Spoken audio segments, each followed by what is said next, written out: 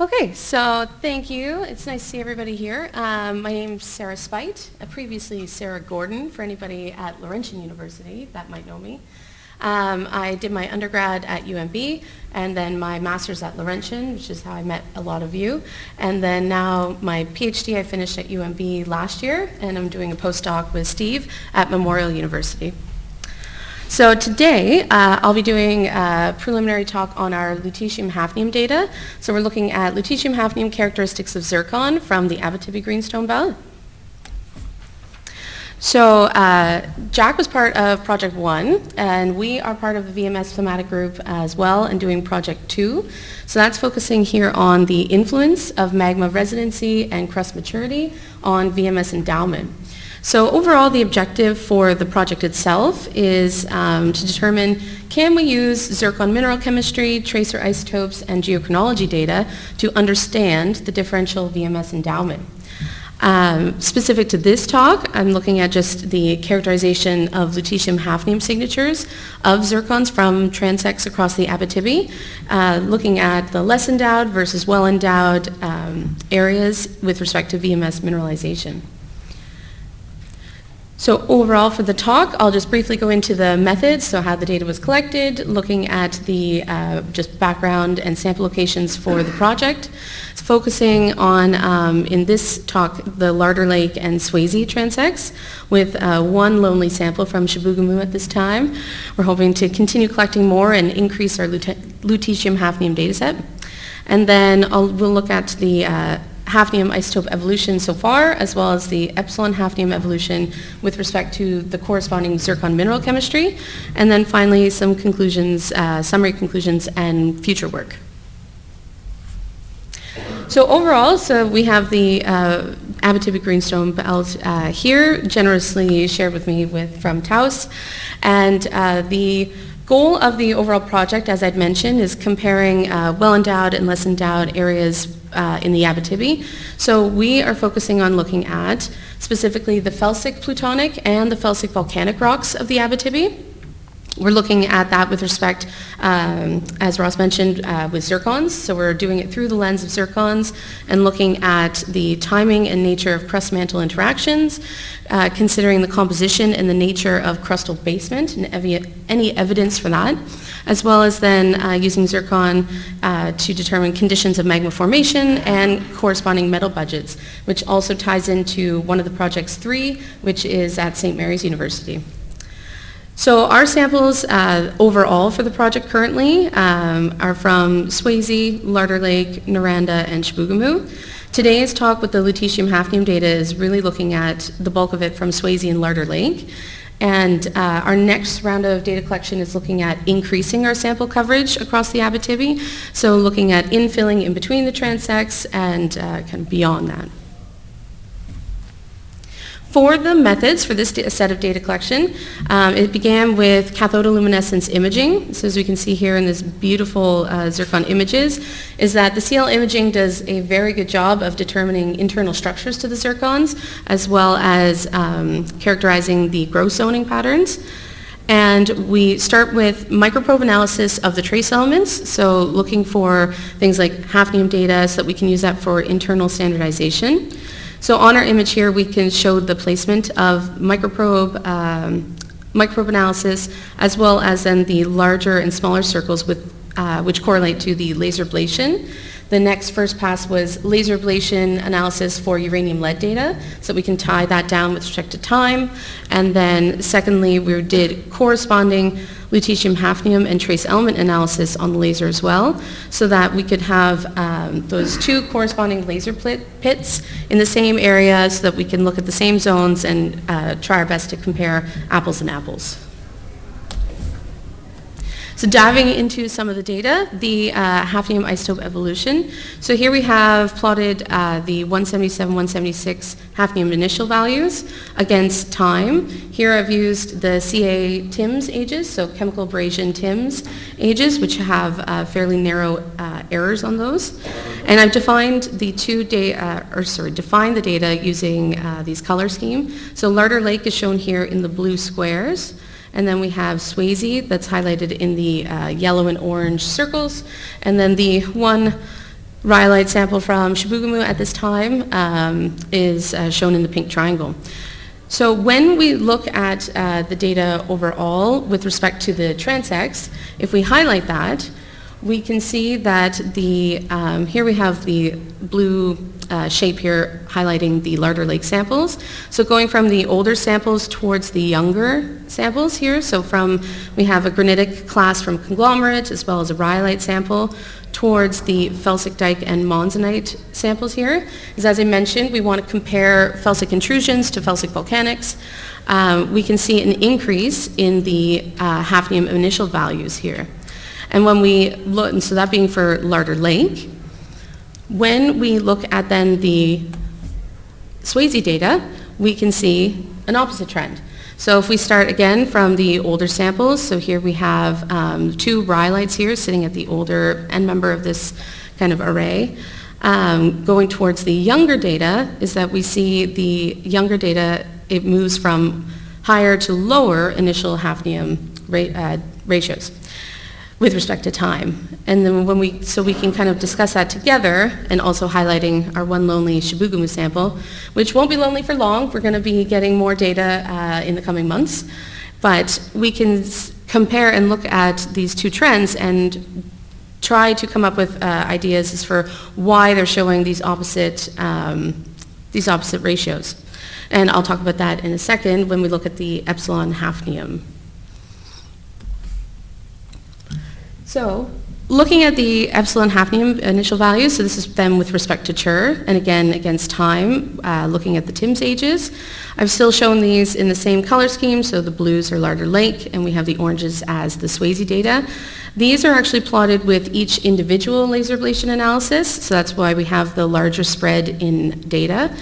And on here also, I've highlighted the average values of the sample group's average epsilon hafnium value. And we can see then, if we start to again look at those transects data together, and we highlight those, we see again the same as I just mentioned, that increase in the Larder Lake data from the older granitic class sample moving towards the intrusions and the monzonite samples here. The increase is a little less pronounced than the initial hafnium data, but we also see that if we look at the Swayze data. We have that again from the older sample with decreasing epsilon hafnium values. And so the recent research is looking a lot at this and reasons for these changes in isotopic data, especially with respect to time, and looking at possibilities that we'll be testing with future data collection. So as we continue to add more transects, we'll add the Noranda as well as more Chibougamau samples and beyond through the Abitibi. We'll be able to determine and assess whether or not we have influences from juvenile magmas that, if I go back, so potentially juvenile magma input and influences can cause an increase in epsilon hafnium values. However, the opposite trend can also be explained by crustal thickening and interaction with continental crust. So these will be ideas that we test with further data collection and increasing our sample set. So switch gears for a moment. So previously on, we at the last Metal Earth meeting, I talked about zircon mineral chemistry for this data set. So here are 2 figures that I showed at that meeting, and they're based on figures modified from Grimes et al. And this is actually the zircon mineral chemistry data for our entire data set as it stands during batch 1 data collection. And when we look at the mineral chemistry with respect to certain ratios, in this case we're looking at uranium over ytterbium versus hafnium, and then again uranium ytterbium versus yttrium. They've defined different zones that relate to the zircon crystallization. And what we can see is using this ratio, certain arrays become apparent. We have a lot of arrays defined for each transect, as well as some segregation and separation of data. So these ones here, I'm looking at the bright blue triangles, are from Noranda. So that data is actually, in both cases, the only transect that has data that falls within the oceanic crust zircon field, compared to the rest of the data which falls within the continental zircon field. So we show that again here. So we know that these discrimination diagrams can pull apart transect data, and it's a question then is if we continue to look at that with respect to the hafnium isotopic data, can we do the same thing or further discriminate these transects and determine more about the areas. So with that in mind, we are looking here now at epsilon hafnium, so the same data that I showed before. However, it is plotted against the zircon mineral chemistry for the corresponding samples. So we're looking at, again, I have the Larder Lake shown here in blue, the Swayze is the orange X's here, and then the Chibougamau sample is in pink.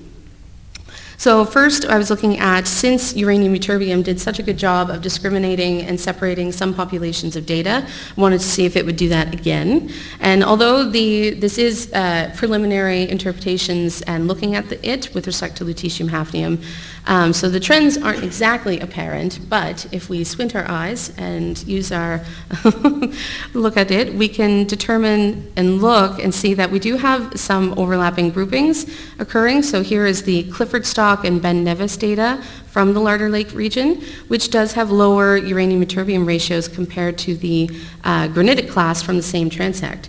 Although there is a lot of overlapping data, we see Chibougamau overlaps with each pop group and each sample. The Swayze data tends to overlap with the granitic class from the Larder Lake.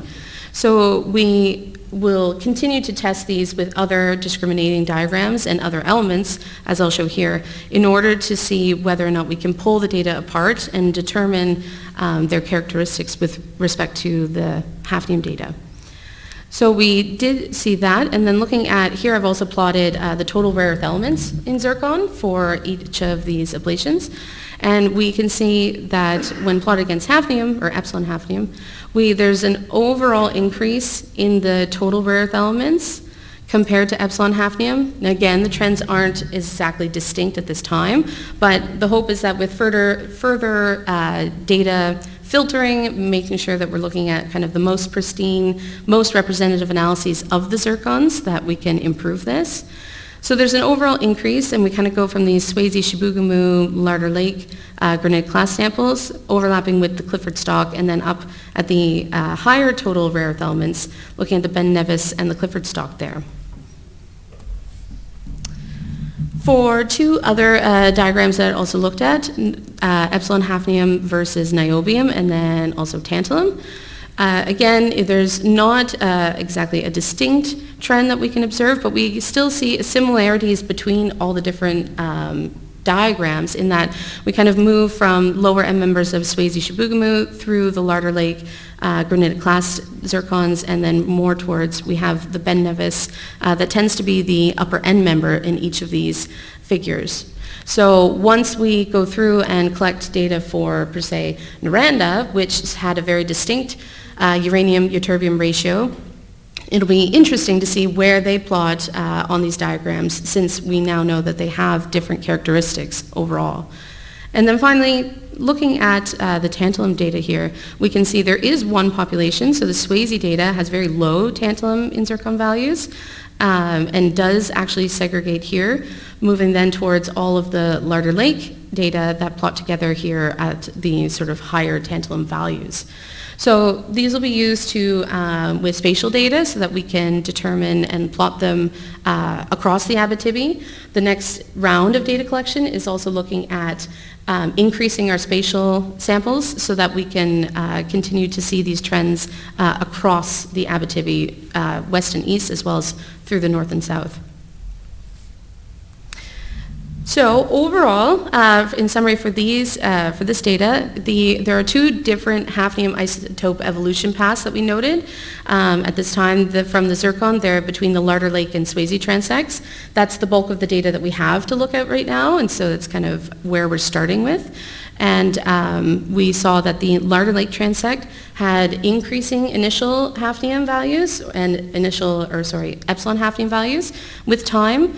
And then the Swayze transect had that decreasing hafnium values with time. So this can, as I mentioned, this can be influenced by things like input of juvenile melts, as well as the crustal thickening, which is important when we're discussing crustal architecture and wanting to determine the basement of an area. These will become important data for incorporating in that discussion. For future work, the next other set of data is that while we were doing the laser ablation collection, core rim analyses were also considered. So we do have core rim data within the zircons, so looking at potentially inherited cores that might represent an older time period, as well, and then comparing those with younger cores to determine the changes in zircon trace element data, as well as the changes in the hafnium isotopic data. And then further data collection is certainly needed to increase our coverage across the Abitibi, as well as further interpretation of the lutetium-hafnium data, so that we can test some of these ideas and determine what's what. So we'll be doing that through analysis of more zircon, many, many more. First, we'll be doing a first pass of looking at zircon that have documented inheritance. Right now, I've identified within some of David Moll's previous work at least 14 samples that have documented inherited ages there. So specifically looking at those zircons with respect to their zircon mineral chemistry, with respect to their lutetium-hafnium characteristics, will hopefully give us some information related to the basement with respect to the Abitibi and those early Archean melts. And then, as I'd mentioned, we want to really increase our sample coverage looking at the zircons across the Abitibi. So currently, our first set of data was looking at about 22 samples, and with the next round of data collection, we're looking at basically tripling that and getting our sample coverage up to 66 samples. And at the very beginning, mentioning one of the primary objectives being looking at the felsic intrusions versus the felsic volcaniclastic units. So I am making sure to go through and tally so that we keep those totals and keep them representative within both rock types, so that we don't end up, or hopefully try to avoid some of the sampling bias that we've been discussing today, is that it's important to make sure that we have equivalent felsic intrusions and felsic volcanics from each of these transects to be able to compare apples and apples and oranges. As well as considering adding some mafic and other samples for comparison's sake, so looking at those as well. So it's very brief, but that is what we are currently working on with Memorial, and we'll be continuing to add to our data collection. So if there's any questions at this time, I'd be happy to take them.